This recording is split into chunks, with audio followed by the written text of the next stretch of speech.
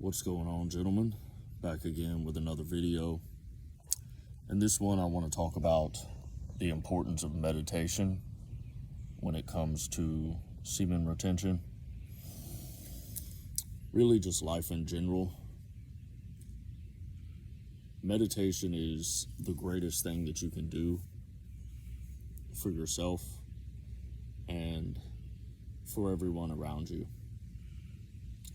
So, Ray Dalio built one of the largest investment firms in America, and he said the same thing, that if there was anything he could tell anyone, just one specific thing, it would be to meditate.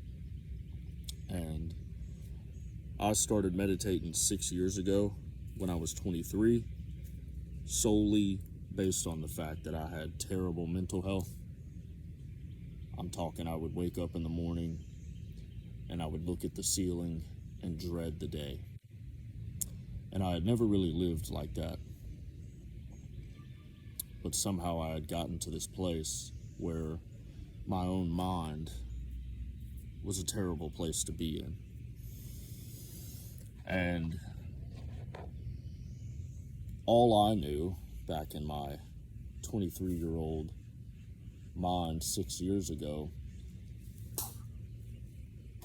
where times were a little bit simpler, all I knew was that monks who meditated, I knew about Shaolin monks, they could do anything that they wanted to do. Anything that they put their mind to, they could do, right? And I had seen videos of them fighting people, and they were just chill the whole time, calm and relaxed, dodging, blocking, and beating the shit out of people as Shaolin monks with a ton of power, right? And I knew that they didn't have mental health issues. So that was all I knew. And so I would start out with 5 minutes a day. And it was extremely difficult. My goal was to do 5 minutes every morning. Some mornings I just could not sit down. For whatever reason, I just couldn't sit down and meditate. And really, what I know now was it was confronting myself, and it was facing myself. Right? And I watched Self-Revealed, one of his old videos that was the revolver elevator scene. I've never seen that movie, but he said that it was the ego's final death. And that's exactly what goes on, because what I had realized over time was that everything in the world is against you meditating. So I was living in Nashville, and I was sitting outside to do a 30-minute meditation, and there was dogs barking in the neighbor's yard. I heard tires screeching, horns honking, ambulance sirens. There was bugs crawling on me. And then I had things to do that would pop into my mind. I would think about people, something that made me uncomfortable, something that I didn't like. And all of these things made me want to stop meditating. And so in that moment, I had realized that everything in the world is distracting you from being in a state of meditation, a state of flow at all times. And you come to realize that people around you are uncomfortable by it, so they'll come against you. This is why I make the videos like I've made, that people will come against you on semen retention. Because semen retention is something that will put you into more of a flow state and help you relax, calm down, and understand things around you. And really, meditating is what showed me semen retention, right? I had done it before I started my meditation practice, but I was never serious about semen retention. Well, I started meditating and I started realizing that it was extremely important that I practice celibacy as well. Right, my meditations became easier, they became deeper, and I would zone a whole lot easier. So one time I sat down to do an hour-long meditation, and somewhere in the meditation I got a phone call, and I didn't know it. I couldn't hear my phone buzzing, sitting on the carpet. And so I sat there, and I sat there, and I sat there, and in my head I'm thinking, surely it's been an hour. Surely it's been an hour. And I just kept sitting there saying, no, my timer hasn't gone off. It hasn't been an hour. I can't open my eyes. And I just kept doing that over and over and over again until eventually I was like, okay, something's wrong. It's been an hour. And I opened my eyes, and it had been an hour and 21 minutes.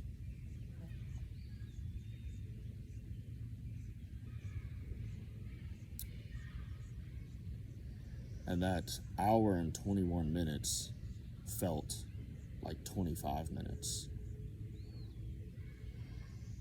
And so I knew, well, time flies when you're having fun. And I thought I must have been enjoying myself doing this, actually. I must have really enjoyed it.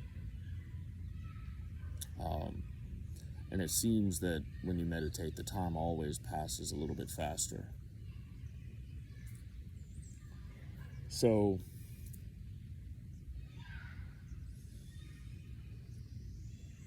you come to realize what all of us probably know deep down is that everything is contained within you. All the problems you have, you manufactured within yourself. So the solution is within yourself. All of your dreams, desires, goals, everything like that are all contained within yourself. So if you want them to come outside of yourself, you meditate. You gain control over your own mind, right? And the world that we live in with technology, our brains are addicted to technology, and your brain doesn't know the difference between corn and social media, right? I've stayed up at nights watching corn later than I should have, later than I wanted to, and I've stayed up at nights on social media later than I should have, later than I wanted to. So, especially in the 21st century, everything is meant to distract you from being in a state of meditation, a state of flow. And the thing is when you hit a flow state, it's flow. Everything becomes easy. And most people are running around pushing and grinding, drinking coffee, energy drinks, nicotine, consuming all these different things just to force themselves to do their normal lives, right? Most people don't have enough energy within themselves to do their normal lives. And it's because they never rest. They never calm down, and they never relax. Even when they're sleeping, they're not relaxed. They're not getting deep sleep, right? It's why some people always feel tired. So I learned slowly but surely throughout my 20s that everything I needed was already within me. So there's some people that get everything outside of themselves, right? They get a lot of material success, they make a lot of money, they have all this stuff, these businesses and things, but they're doing terrible inside of themselves. And with that, they tend to lose all the things they worked for outside of themselves, which naturally is going to cause a ton a lot more turmoil within themselves, that they spent all this time and energy building this thing, and then they lost all of this stuff. And now they're at this state with terrible mental health, probably physical health waning, and now they've lost everything around themselves. And they destroyed their mental and physical health to get everything that they have around them. And it's because they never did anything that put them in a flow state on a regular basis. They never got into a meditative state. And sitting down and meditating is not the only way to do it, right? But the thing about sitting down and meditating is it makes everything a flow state, right? So if running is the only way that you can really get into a good flow state,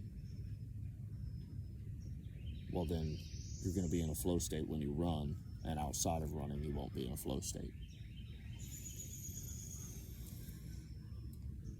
So you realize that you can become a lot more efficient. And there's a study, I'll link it in the description, but the study showed that people who meditated for like 2 months, like 10, 20 minutes a day, something like that, they had them take certain cognitive tests, and they performed better on most of the tests, and they used less energy, right? So this is like the vehicles we have. We used to have, a car that had 200 horsepower and really just burned a lot of gas. It got 8 miles per gallon with 200 horsepower. Now the cars, like my truck, are pushing almost 400 horsepower, and I get 14, 15 miles per gallon. So we as humans have moved into this technological age, and we're not becoming more efficient. We're becoming less efficient, and it's destroying us, right? Our longevity, how long people are living in America is going down. It's dropping. We have all this medical science, all this information about how to live longer. Dr. Huberman, all these people talking about it, and people are dying earlier. And it really just comes down to stress, because everything outside of you is taking your attention and your energy, and it's turning your brain on and making you work. And we never get away from that, right?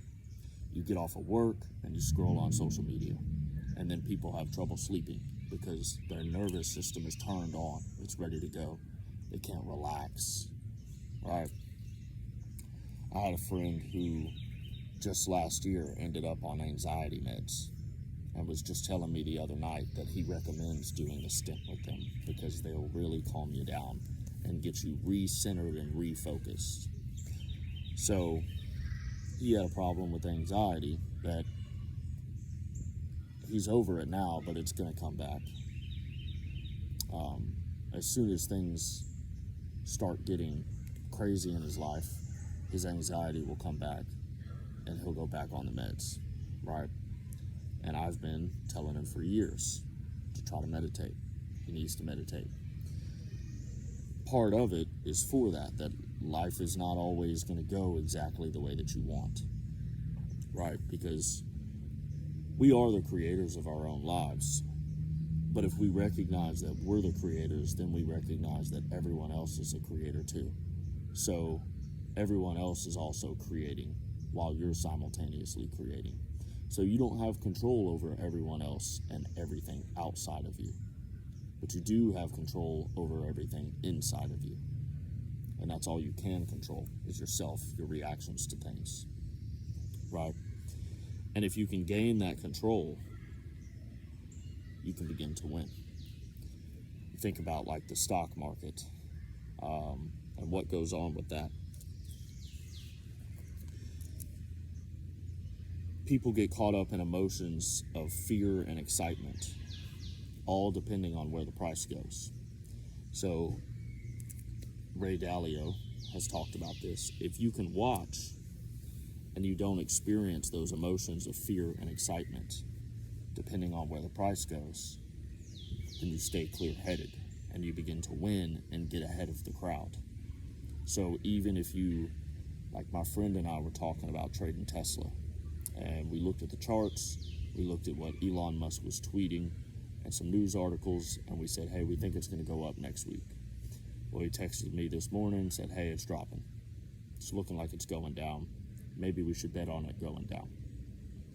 And the thing that we had concluded was where the price was currently, it's going to make a move up or down. It's not really going to go sideways, right? There's a lot of pressure behind it right now. So it's either going to go up or it's going to go down. And we were betting more on up, right? But, you know, he was getting kind of excited and into it and wanting the price to go up. And I was warning him and saying, don't be biased to wanting the price to go up. Because for me personally, I've made most of my money in the stock market betting on things going down, because I know that everyone wants things to go up all the time. So they have a natural bias towards betting on it going up. And so I just bet against them, right? And a lot of time, well, that's what the large investors do. They bet against the crowd. They bet against everyone else, right? And they make most of the money. And life in itself works this way, that if you follow the crowd, then you become the crowd and you become average, you become an NPC. If you go against the crowd, you become different. And we're at a time where I've got another friend who's really big into ChatGPT. He's doing all this stuff.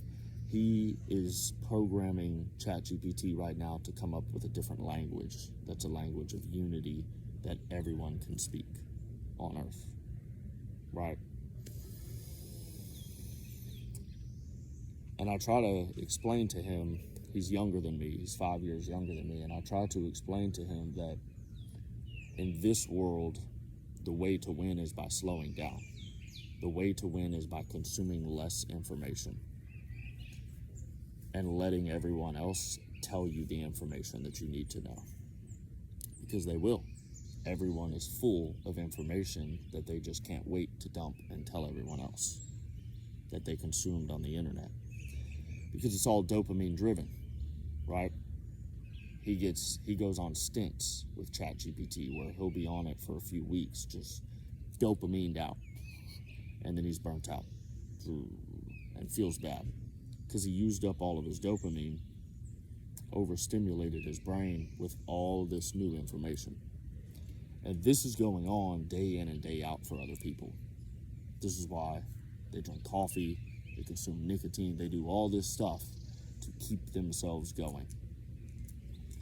So meditation is a way that when you close your eyes, you close off all dopamine. You're not getting any dopamine. So your brain will go into a very uncomfortable place. And you don't like it. And all you want to do is get up and get some dopamine. But if you can get into that state where you're now craving dopamine, but you're mindful and you're aware, you can start to tune where you get your dopamine from, right? So this is, you guys have cravings for corn, things like that.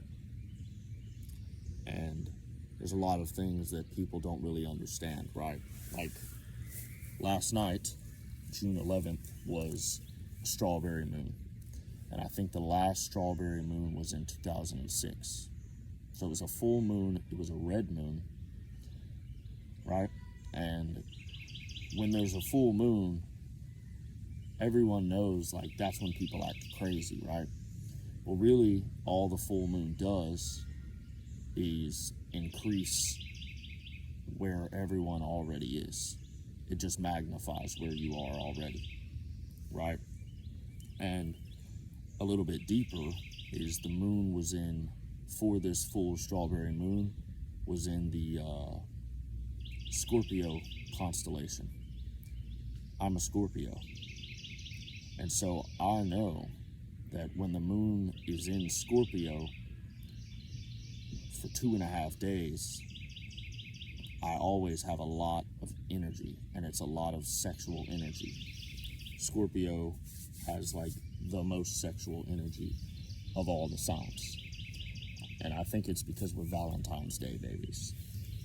9 months after February 14th, I was born on November 15th. It's 9 months away. So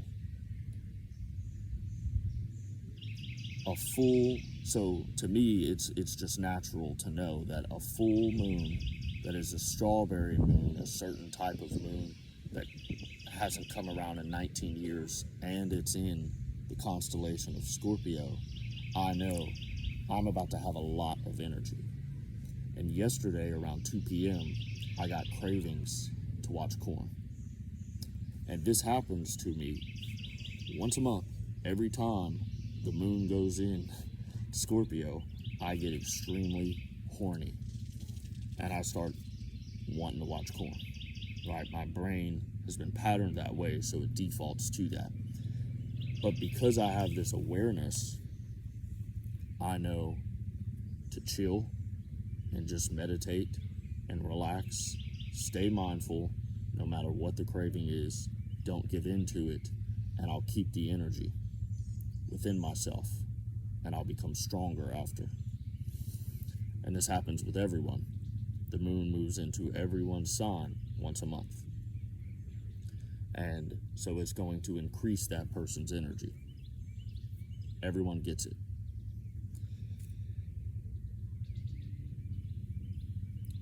So it's things like this that through meditating and, doing some research on ancient cultures, you begin to realize what's going on, how things move, and you become aware of your own energy. And you come to understand that, just like I think it was like Newton, that energy isn't created or destroyed, right? So you can store or use energy. That's all it comes down to. And meditation is a way to recover from corn a lot faster, to store your energy, because it'll calm your nervous system. It'll ground you, get you breathing more from your belly and your diaphragm and less from up here. Because when you breathe from up here, you're fighting or you're running. This is ancient evolutionary stuff. So you are in fight or flight, you're stressed. And if you look at the most people that you interact with, they breathe from up here pretty much all the time. So they're pretty much always in fight or flight. This is why people get to be so bitter, because they're always in a state of fear without knowing it. And the powers that be want people in that state, because you're very easily controlled in that state. So meditation becomes a way to resist people controlling you, to take control of yourself and your own mind and do what you want at all times, so you can then create what you want. Maybe you're young and you don't know what you want. Meditation can show you what you need to create, your specific skills, your specific talents, because everybody has them. Everybody is unique and has certain gifts that they were put here to bring forth. The thing about kings and slaves is, as a king, you don't want, in the conventional thought, you don't want your slaves to know their power. You don't want them to know that their purpose is not to work for you. So you keep them busy. You keep them stressed. You work them until they're too tired to do anything else. Well, luckily, meditation is something that you don't need a lot of energy for. You can sit and do it no matter what. And so you slowly but surely get to a place where you don't need anyone else. And then you'll become the person that people need. You'll become the king. But through meditating, you don't want to control people. You want everyone else to experience what you're experiencing. And so you benefit everyone even more. And that's what I've realized is all of my friends are running around like chickens with their heads cut off, getting caught up in the waves of life. They're all addicted to their phones. They're all doing this and that all the time. They have all these different addictions and things going on, and they can never truly relax.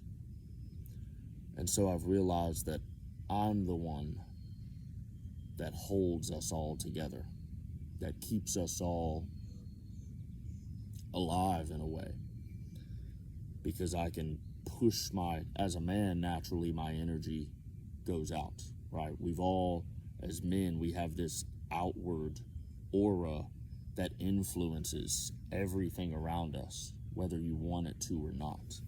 So like being around your girl, if you start feeling insecure that she's cheating on you, your energy will push her to start cheating on you.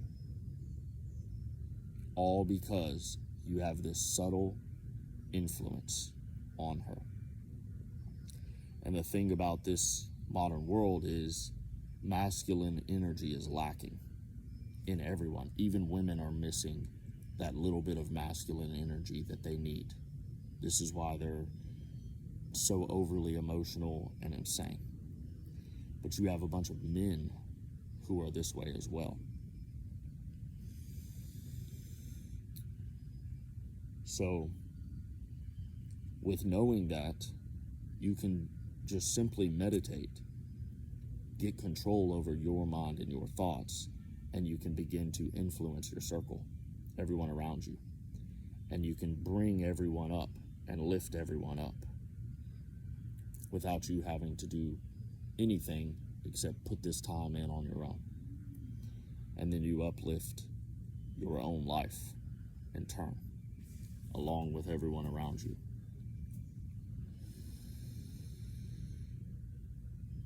So, this is something that we all need to do in the 21st century. I don't think we live in a time where you cannot meditate.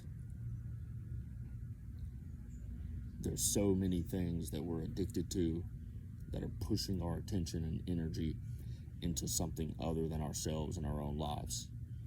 It's putting us into emotional states we don't enjoy, right?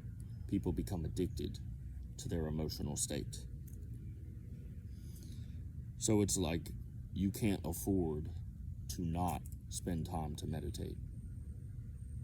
10 minutes a day will change your entire experience of life. So, pick up a meditation habit. You can get Headspace. They've got like a free 30-day trial. I'm sure there's other apps. Shit, you can go on YouTube and just find a little 10-minute thing where they just talk you through a meditation. Personally, I think the best way might take time. It likely will take time for you to practice and get to this point. But the best way is just to set a timer on your phone and just sit there and focus on your breath and not do anything else. But again, that might take time. So, spend some time meditating. You'll recover faster from your lack of dopamine and the things that have fucked you up. And you'll regain your energy and move into a flow state. You'll realize that you really do create everything around you. And with that realization comes a lot of freedom. So, there you go, fellas. Take care.